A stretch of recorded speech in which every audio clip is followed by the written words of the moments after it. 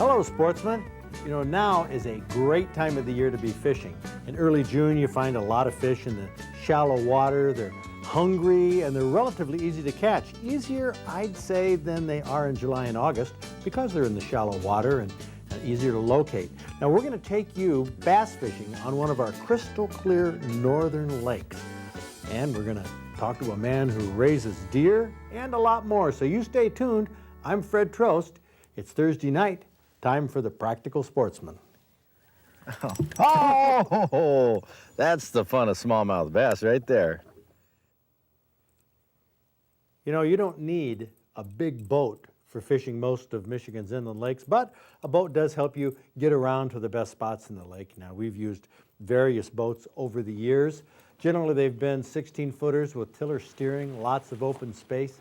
We need open space for the camera to get different angles and move around.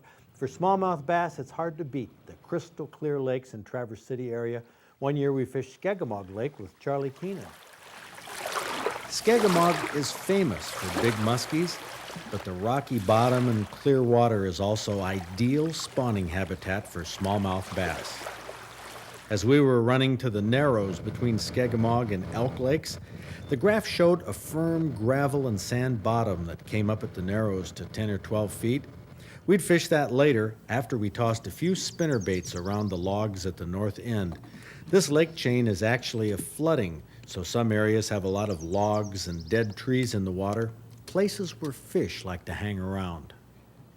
The technique here that I'm using is a little beetle spin. It's a spinner bait. It goes through the water like that and spins on top, and this little grub attracts them. Single hook. But the nice thing about this, it bounces over the logs and the twigs, so it doesn't get hung up like a treble hook would. I'm using 4-pound test line, a little ultralight spinning rig, and just casting randomly because these logs, this is all flooded, so there are logs all over the bottom. And wherever I cast, there's a chance of picking one up. Oh, there we go. Probably a little bass. It looks nice. Well, it isn't huge. Oh, that's the fun of smallmouth bass right there. I love it when they jump. Oh, that's a good fighter. Yeah. Oh, this 4-pound test line is great. Oh, that is a scrappy one. Oh.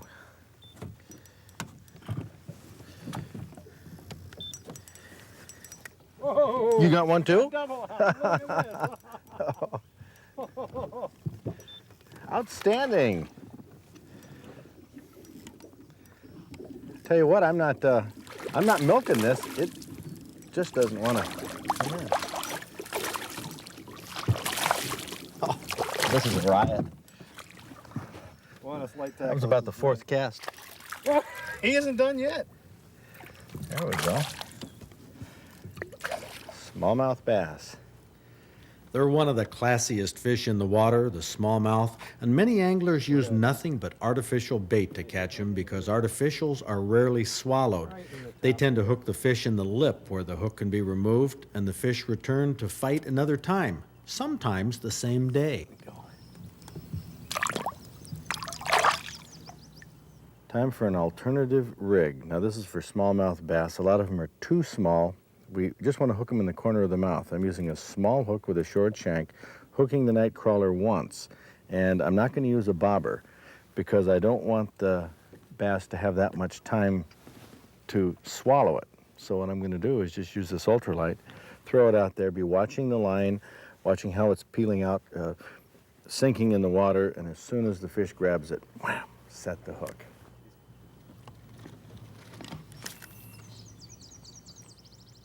With no bobber or no sinker, the night crawler floats freely, looking like a worm that's lost its home, a tasty and easy meal for a fish. I watch the angle of the fishing line to the water. Here you can see the worm isn't sinking. Something's grabbed it and is swimming away. The line also strips off the reel faster than normal. The line's peeling out. That worm isn't swimming that fast. There we go. This is a fun way to fish. Just happens to be very productive today. I set my drag lightly so if the fish makes a run, it won't break the line. It's right on the edge of pulling my drag. That's the eater. I turn back most bass, but I've started a new policy this year. I'm always going to keep at least one small fish to eat, and this is the one. Well, you know, when they're down in the water, they look a lot bigger. That's what the deal is. That's about the same size. I don't know, though. I want one to eat. I'm going to treat myself to a smallmouth. They are terrific eating. See, they're a cousin to the, very closely related to bluegill, actually, more so than largemouth bass. And they're very tasty. Doggone. The membrane inside there, look, it's hardly hooked at all. The hook is barely in there, but their mouth is so tough. It doesn't take much to hold a hook in a bass's mouth, but sometimes they're tough to unhook, so I thought I'd try something I've never tried with live bait, a barbless hook. I used pliers to pinch the barb down, and the night crawler slid on easily, so I hooked it twice and threaded it up onto the shaft. I was kind of concerned it would come off, but I was also concerned a bass would get hooked deeply if it swallowed the crawler, which is why I tried to set the hook right away as soon as I see the line moving. Got one working on it. Here we go. Yep. Doesn't seem like a real big one. In fact, it seems like a real small one. Oh, not bad. Oh, we're getting back into the better ones. By setting the hook right away, I didn't have a problem with bass swallowing the hook. They were generally hooked right where I wanted them, on the lip. Now that's whether I used a conventional hook or pinched off the barb. But artificial lures are still the favorite of most bass pros. He isn't done yet. I like that. I like that in a fish. Oh, that's a nice fish right there. Compared to worms or minnows, artificial lures are low maintenance. They don't have to be fed or kept cold, and you don't have to wash off your hands after you touch one. But in many circumstances, not always, but often, live bait will outperform artificials when it comes to catching more fish. The bigger hooks on artificials are easier to remove, but by pinching down the barb and by setting the hook quickly, you can use a crawler and still hook most fish in the lip. Which fish will I keep to eat? Not a big one. Charlie, I'm going to keep this one. Keep that one. Keep that one. I'm going to eat that. We're going to fry that up within 24 hours. That's my new rule for this year. I'm going to keep an eater, at least one eater, and I'm going to eat it within 24 hours. Catching Terrific lots fish. and keeping one, that's what I call a perfect fishing trip.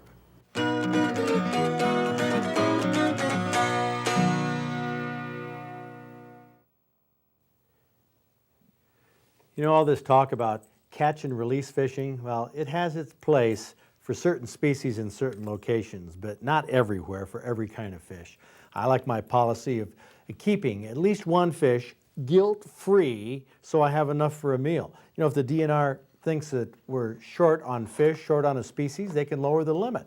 But there's nothing wrong with keeping and eating a fish, even a bass. I recommend it. And the key to it, well, sharpen your knife and fillet that fish and eat it right away. There's nothing better. So much for my lecture on catch and fillet. Now, coming up at the Outdoor Fair this July, Bill Yoder from Clarksville will be there with his traveling live deer show.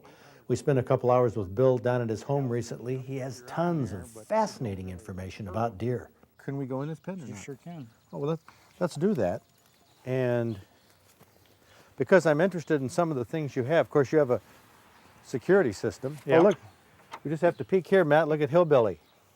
Hillbilly isn't doing as good on his antlers See, he's as... only a year old. These are all both yearlings right there. Oh, it There's is. a mule deer up in the shed. He's just Oh, a yeah. year old. So these are yearly. Boy, You can open that up, man. can open this up? Yep. So we don't have to look through the... No. Still here. rolling? Come here, Dunn. Cool. Come here, you're all right. Come here, Dunn.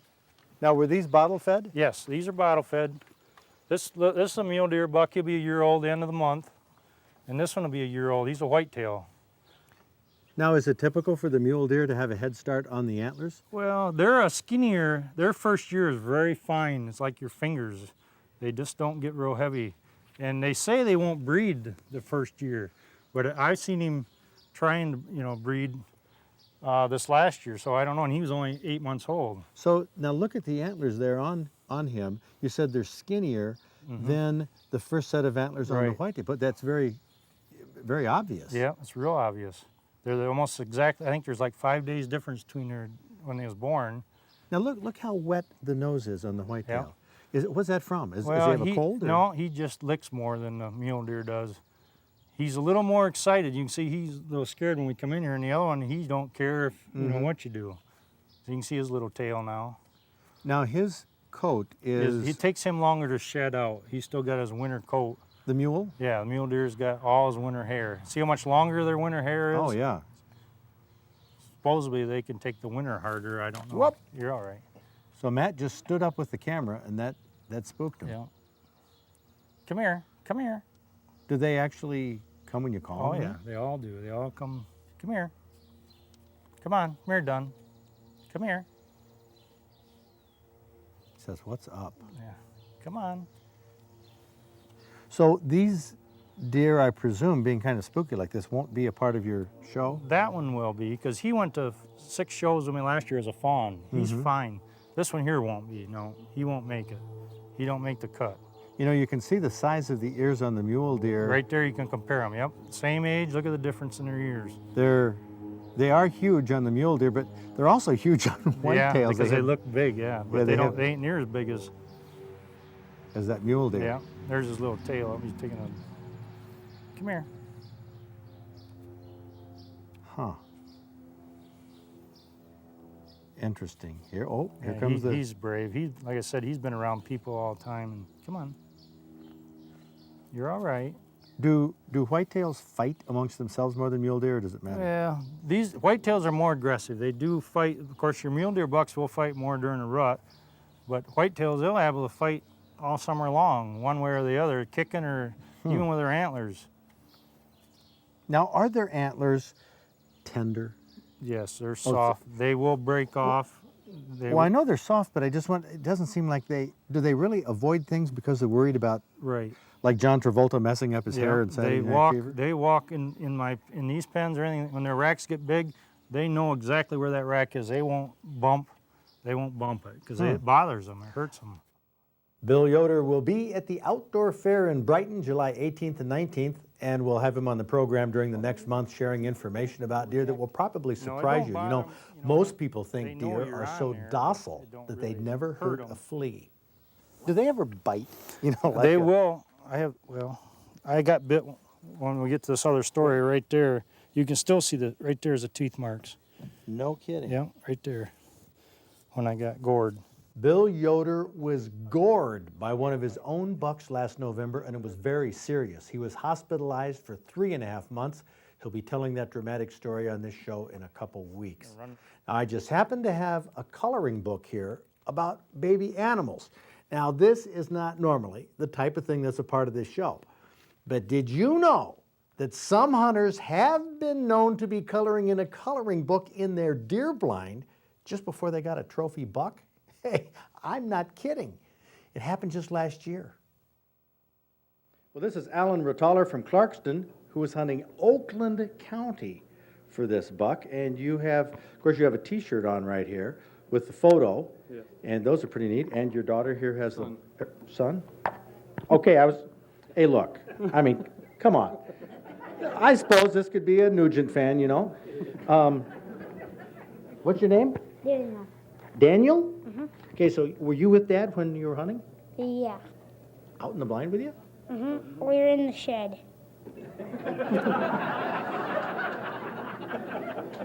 In the shed, huh? And we were coloring in a coloring book. In the what? In a coloring book. Oh, in a We're coloring. in a coloring book. This is, now hold it, we're talking the third day of the season. No, the 23rd. 23rd, yeah. You're in a shed. And we're coloring in a coloring book. You say we. Dad was coloring too? Go ahead, you can tell Yeah. us. Well, we were both coloring in a coloring book. Okay. Did you happen to bring the coloring that you did? I'd kind of like to see it. Yeah, the deer came in. We had sparkly crayons, but we didn't bring the coloring picture. But We had sparkly crayons and that made the deer come in. Okay. I suppose that could be true. Sparkly crayons. Now, Dad, do you stand by that? That's what he had. Okay, sparkly crayons. Can you imagine the run at Myers and Kmart tomorrow for sparkly crayons? It's going to be the next rage. Now, so you were coloring too? Yeah, I was coloring with him. He asked me if I'd color with him, so I said yeah. I tell you. And then I happened to look up, and then there was the book. I said, Dad, there's a book, and he said, put my gun down. And then I said, Dad, a little bit louder than the book, and get my gun up now. And together, we both shot the deer together. You did? Yep. You know, this is really interesting, this story. I have never heard a story from you. How old are you? 5. The 5-year-old telling Dad, stop coloring, there's a buck. Now, I mean, this is cool. Isn't this something? You know what, Daniel? What? It's a darn good thing you were with your dad that day. You know why? Why? Because if you weren't with him, he might have just gone right on coloring and never seen the buck at all. And you would have never got it. That's right. Dad, I don't think we can add to that story. That is a great buck. Congratulations. And happy coloring. Thanks. Whoa. Fishing is like any other activity. It has a language all its own. Trolling, casting, drifting, still fishing, ice fishing, jigging, back trolling, down rigging. We have more words than you can imagine. But not everybody is clued into all the words that fishermen use. Now, if you have questions about fishing terminology, Professor Finns can give you the answer. For example, I hear the bass pros talk about structure as the place where bass are found. Exactly what is structure? Structure is simply anything in the water other than the bottom. Okay? It can be rocks, logs, weeds, actual temperature variations, shade by the sun, overhanging trees or brush.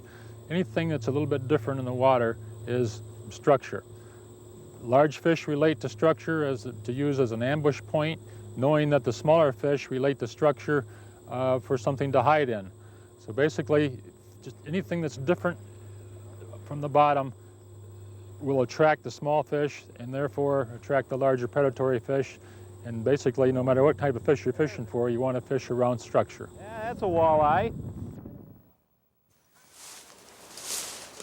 Hunting dogs are man's best friend, and they're invaluable in helping a hunter locate small game, especially birds.